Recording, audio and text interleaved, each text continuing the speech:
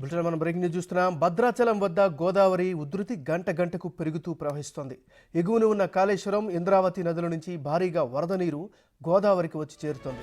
అలాగే చెర్ల మండలంలోని తాలిపేరు ప్రాజెక్టుకు ఎగువన ఉన్న ఛత్తీస్గఢ్ నుండి వాగులు, వంకలు పొంగుతూ భారీగా వరద నీరు వచ్చి చేరుతుండటంతో అధికారులు వరద నీటిని దిగువ గోదావరిలోకి విడుదల చేస్తున్నారు.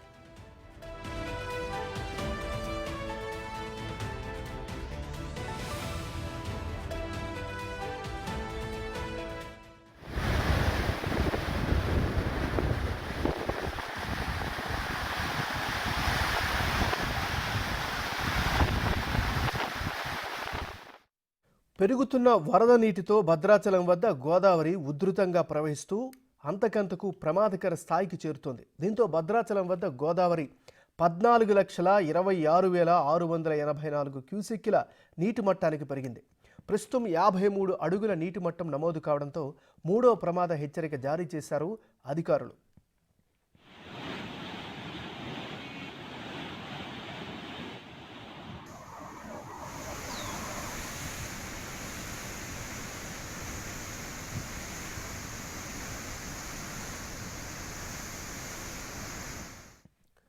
భద్రాచలం ఏజెన్సీలోని పలుచోట్ల ప్రధాన రహదారులపై వరద నీరు చేరుకోవడంతో అధికారులు ఆయా ప్రాంతాలకు రాకపోకలు నిలిపివేశారు.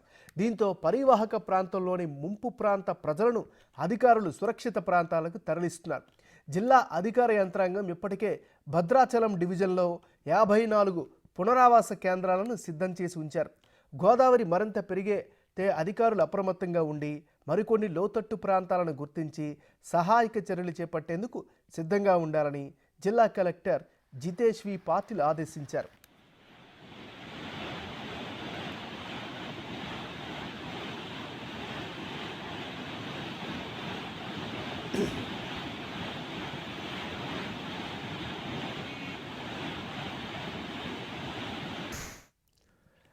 బులెటిన్లో మనం బ్రేకింగ్ న్యూస్ చూస్తున్నాం. భద్రాచలం వద్ద గోదావరి ఉధృతి గంట గంటకు పెరుగుతూ ప్రవహిస్తుంది. ఎగువన ఉన్న కాళేశ్వరం, ఇంద్రావతి నదుల నుంచి భారీగా వరద నీరు గోదావరికి వచ్చి చేరుతుంది.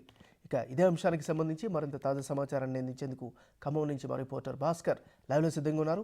భాస్కర్, చెప్పండి, వరద ఉధృతి పరిస్థితి ఎలా ఉంది? అధికారుల ఏర్పాట్ల మాట ఏంటి?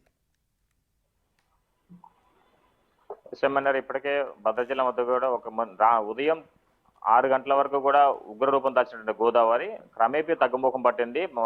నిన్న సాయంత్రం నుంచి కూడా మొత్తానికైతే మాత్రం 53 అడుగులు దాటి ప్రవహిస్తుందని చెప్పి సిడబ్ల్యూసీ అధికారులు అంచనా వేశారు. 3 ప్రమాద హెచ్చరిక కూడా జారీ చేశారు. వాస్తవానికైతే మాత్రం గడిచిన వారం నుంచి కూడా మొదటి ప్రమాద హెచ్చరిక కొనసాగుతూనే ఉంది. దాంతోపాటు ఇప్పటికే 3 సార్లు వరకు కూడా 2 ప్రమాద హెచ్చరిక వద్ద కూడా దోబుచ్చులాడుతూ పెరుగుతూ తగ్గుతున్న నేపథ్యం ఉండేది. మొత్తానికైతే మాత్రం పై రాష్ట్రంలో కురుస్తున్న వర్షాలు, ఒకవేళ ఛత్తీస్గఢ్ కావచ్చు, ఒరిస్సా రాష్ట్రాల్లో కురుస్తున్న వర్షాల వల్ల ఒకసారిగా తాలిపేరుకు వరద పోటెత్తింది. ఫలితంగా చూసుకుంటే కనుక తాలిపేరుకు కూడా ఉన్న దిగువ ప్రాంతంలో గోదావరికి 25 గేట్లలో మొత్తం అక్కడ నిన్న సాయంత్రం ఉదయం వరకు కూడా 13 గేట్లు ఎత్తేసి మొత్తానికైతే అక్కడ 30,000 క్యూసెక్ల నీటికి దిగువ ప్రాంతానికి వదిలిన నేపథ్యం అయితే ఉన్నది. మరోవైపు చూసుకుంటే కనుక మరోవైపు కాళేశ్వరం టు పై లక్ష్మీ బ్యారేజ్, సమ్మక్క సారేజీ, పేరూరు వాజా దగ్గర ఉన్న పేరూరు వద్ద కూడా అంటే అక్కడ కూడా విపరీతమైన వర్షాలు కురవడంతో ఆ ప్రాంతంలో కూడా ఉన్న వరద నీరు మొత్తం కూడా గోదావరికి వరద పోటెత్తింది. ఫలితంగా చూసుకుంటే కనుక గోదావరికి ఇప్పటి వరకు చూసుకుంటే కనుక ఉదయం వరకు 53 అడుగులతోటి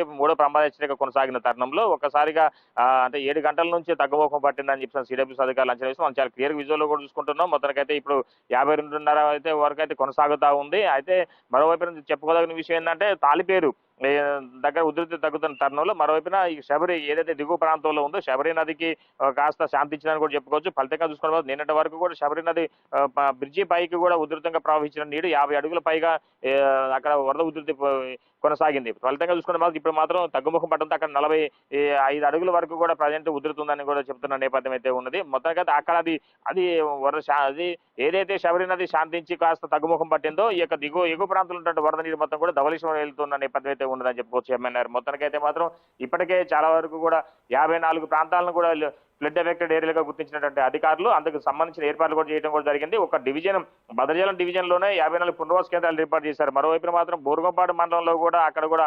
6 పునరావాస కేంద్రాలు ఏర్పాటు చేయడం కూడా జరిగింది. మరోవైపున చెర్ల భద్రాచలం నుంచి చెర్ల దుమ్ముగూడెం వెళ్ళే ప్రధాన రహదారి కూడా మొత్తం కూడా జలదిగ్బంధం అయిపోయింది. అక్కడ ఉన్నటువంటి కన్నాయిగూడెం దగ్గర కావచ్చు, మరోవైపున తూర్బాగ దగ్గర కూడా మొత్తానికైతే అక్కడ ఉన్న బ్రిడ్జి నది అంటే బ్రిడ్జి పైకి కూడా హై లెవెల్ వాటర్ ప్రవహించడంతో అక్కడ కూడా రాకపోకలు నిలిపివేశారు. మరోవైపున భద్రాచలం నుంచి కోనవరం మీదుగా ఆంధ్ర, ఛత్తీస్గఢ్, ఒరిస్సా వెళ్లే ప్రధాన రహదారి మొత్తాన్ని కూడా క్లోజ్ చేసేసి భద్రాచలానికి సంబంధించినటువంటి అంటే ఈ యొక్క వరద నీరు మొత్తం కూడా ఎక్కడా కూడా భద్రాచలం పట్టణం రాకుండా ఉండే విధంగా తాత్కాలిక కరకట్ట 30 అడుగుల వరకు కూడా నిర్మాణం చేయడం కూడా జరిగింది. ఫలితంగా రాత్రి వరకు కూడా హెవీ వెహికల్స్ మొత్తాన్ని కూడా అంటే లారీలు కావచ్చు, భారీ హెవీతో ఉన్నటువంటి వెహికల్స్ అన్నింటిని కూడా భద్రాచలం బ్రిడ్జి మీద నుంచి రాకపోకలు నిలిపేసిన నేపథ్యం అయితే ఉన్నది. మనం ఇప్పుడు చూసుకోవచ్చు భద్రాచలం కరకట్ట సమీపంలో మనం ఇప్పుడు ఉన్నాము.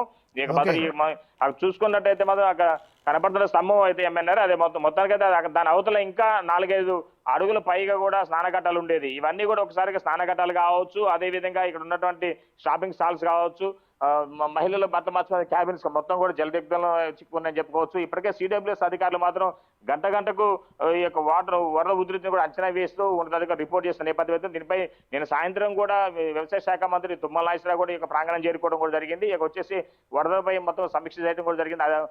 ఉన్నతాధికారులతో ఏర్పాట్లపై కూడా అధికారులకు దిశానిర్దేశం చేయడం కూడా జరిగింది. ఎంఎన్ఆర్. Thank you Bhaskar.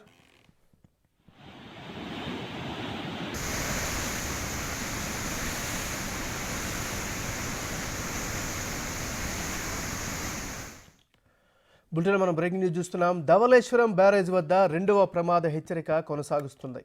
బ్యారేజీ వద్ద శరవేగంగా పెరుగుతున్న వరద నీటి ప్రవాహంతో నీటి మట్టం 15 అడుగులకు చేరింది. దీంతో ఇరిగేషన్ అధికారులు 175 గేట్లను ఎత్తి 14,83,000 క్యూసెక్కుల వరద నీటిని దిగువకు విడుదల చేసినట్లు తెలిపారు. కాలువల ద్వారా 3 పంటల కోసం 9,500 క్యూసెక్కుల సాగునీటిని విడుదల చేశారు.